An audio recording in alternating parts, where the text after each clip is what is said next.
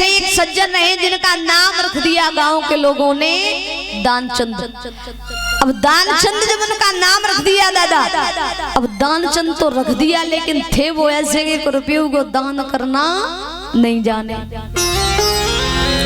तो जब दानचंद, एक दिन दानचंद की पत्नी ने कहा कि महाराज घर में बैठे रहते हो, कहीं जाते भी नहीं हो, कहीं कथा वगैरह सुनाया करो। दानचंद कहने लगे तुम नहीं जानती हो, हम नहीं जाएंगे। तो कहा कि महाराज हमें पता है तुम क्यों नहीं जा रहे, कहीं पैसा खर्च ना हो जाए। कोई बात नहीं, यहाँ से गंगा जी 4-5 किलोमीटर दूर है और वहाँ पैसा भी खर्च नहीं होगा, तुम ऐसा करो कि गंगा जी के स्नान करे आओ। बोले ठीक।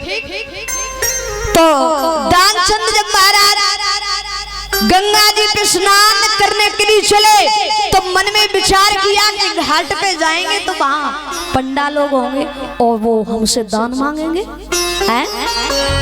तो दानचंद दादा कहाँ पहुंचा? मुर्दा घाट पर। हैं? और जब मुर्दा घाट पर पहुंचा तो भगवान को मन में बड़ी हंसी आए, कहने लगे कि वाह बड़ा विचित्र भक्त है मेरा। अब दानचंद ने जैसे ही महाराज आंखें बंद करी और यमुना जी में जैसे ही गंगा जी में छलांग लगाई और जब डुबकी मारी, एकदम भगवान पंडा के रूप में प्रकट हो गए और दानचंद से कहा कि दानचंद कुछ दान करो, हमें चाहिए। दानचंद कहने लगे तुमने मुर्दा घाट भी नहीं छोड़ा है, यहाँ भी आ गए। भगवान ने कहा कि हमारा तो काम ही है। तो दानचंद कहने लगे तो महाराज अभी तो हमारे पास कुछ नहीं है, लेकिन तुम ऐसा करो कि एक देहला उधार कर लो। पहले के जमाने में एक देहला चलता था दादाजी, चलता था कि नहीं? हाँ, लेकिन आजकल तो कोई जानता भी नहीं होगा। तो जवाब दिया महाराज जब घर पे पहुंच जाएंगे तो हम आपको अवश्य देंगे। जब दानचंद भक्तों वहां से चल करके जब घर पे पहुंचा तो अपनी पत्नी से कहा कि घर पे अगर कोई ब्राह्मण आए तो कह देना कि दानचंद घर पे नहीं है। पत्नी कहने लगी महाराज हम झूठी काहे कहें, तुम हो तो फिर झूठ क्यों बोले? जवाब दिया तुम्हें झूठ बोलने में भी परेशानी है? तो दानचंद जैसे ही जब घर में भक्तों विश्राम करने लगा, वैसे ही भगवान दरवाजे पर आए और आवाज लगाई। पत्नी महाराज बाहर निकल के आई और जैसे ही जवाब दिया तो भगवान कहने लगे दानचंद घर पे है। पत्नी भागती हुई गई, कहने लगी महाराज किसी ब्राह्मण से तुम कुछ देने के लिए कह आए थे? ब्राह्मण जब बात सुनी दानचंद कहने लगे इतनी जल्दी आ गया? कहा उनसे कह देना कि जाओ दानचंद घर पे नहीं है। पत्नी भागी भागी गई, कहने लगी महाराज अभी वो घर पे नहीं है। भगवान ने कहा तो कोई बात नहीं, हम उनका इंतजार करेंगे, जब वो आ जाएंगे हम तभी जाएंगे। पत्नी भाग के गई, कहने लगी महाराज वो ये कह रहे हैं कि जब तक वो आ नहीं जाते तब तक हम नहीं जाएंगे। दानचंद कहने लगे तो ऐसा कह दो कि वो बीमार है, जाओ।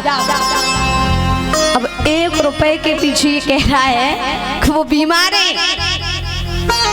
पत्नी भागी भागी गई, कहने लगी महाराज वो तो बीमार है, उनकी तबीयत खराब है। तो भगवान कहने लगे जब हमारे यजमान बीमार हैं तो हम कैसे जा सकते हैं उन्हें छोड़ के? हैं? जब तक हमारे यजमान ठीक नहीं हो जाते तब तक हम नहीं जाएंगे। अब भगवान एकदम से महाराज वहीं बैठ जाते। पत्नी फिर भागी भागी गई, कहने लगी महाराज वो तो ये कह रहे हैं कि जब तक वो ठीक नहीं हो जाते तब तक हम जाने वाले नहीं।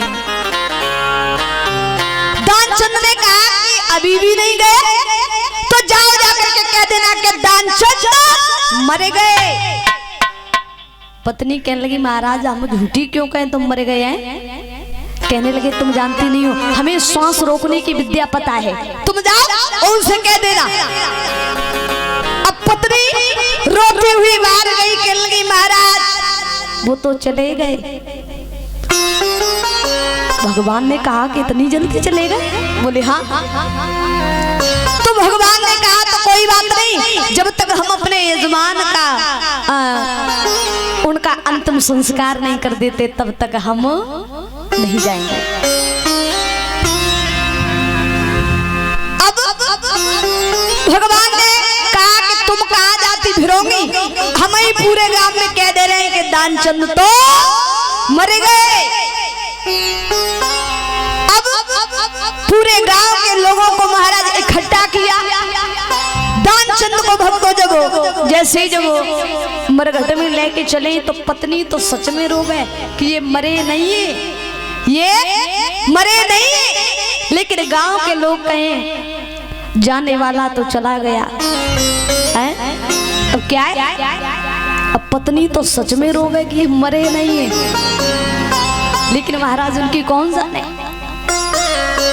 जब अंतिम संस्कार करने के लिए जब भक्तों गंगा जी के घाट पर पहुंचे तो भगवान ने कहा कि कोई बात नहीं, अंतिम बार हम यजमान के कान में एक मंत्र कहेंगे। तो भगवान ने अंतिम बार महाराज दानचंद के कान में कहा कि अबे देख ले, अभी भी समय। और जो महाराज भगवान ने दानचंद के कान में कहा, लेकिन दानचंद ने आंखें जब खोली और जो भगवान को देखा महाराज फिर आंखें बंद कर दी। तो भगवान ने मन में विचार किया कि अभी तक तो भक्त ही हमसे हारे थे, लेकिन अब हमें ये पहली बार ऐसा भक्त मिला है जिससे हम हारे गए। भगवान ने कहा ऐसा करो दानचंद, अब तुम हमसे जो मांगना चाहते हो तो मांग लो, हमें तुम्हारा नहीं चाहिए। दानचंद कहने लगे महाराज हमें और कुछ नहीं चाहिए, जो 1 रुपया हमने तुमसे उधार करवा तो केवल तुम वही चुका दो और हमें कुछ नहीं चाहिए। बोले गोविंद भगवान की, बोली कन्हैया लाल की, वृंदावन बिहारी लाल की। तो सभी लोग बड़े भाव से बोलेंगे ताली बजा के।